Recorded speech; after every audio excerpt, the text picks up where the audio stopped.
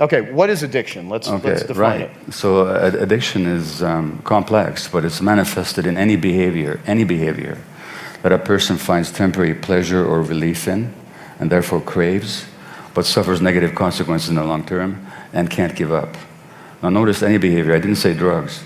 Most of the time we think about addiction, we think of substances, and that certainly is one important target of addictive behavior. But I said any behavior. That could be gambling, could be sex, could be relationships, could be internet, could be Facebook, could be shopping, as in my case, could be eating, could be work. Any behavior that gives you temporary relief, pleasure, but you suffer negative consequences and you don't get up, that's an addiction. Now let me escape from pain, pain relief, sense of control, relief from loneliness. What else did people say? Anxiety. Relief from anxiety. In other words, inner peace. So right away when you understand that, you get that the addiction wasn't your problem. Your addiction was your attempt to solve the problem. And the real question is, how did that problem develop? How come it's 7 billion human beings in the world you felt lonely? How come you lacked a sense of agency, control, authority in your life? Why were you in so much emotional pain?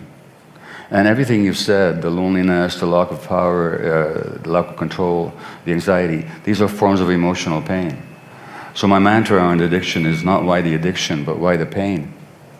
And this is where we can talk more about it, but as you and I both know, the current model of addiction is either the legal one, which says it's a choice that people make and therefore we have to punish them for it, or it's the medical one, in which case it's an inherited brain disease.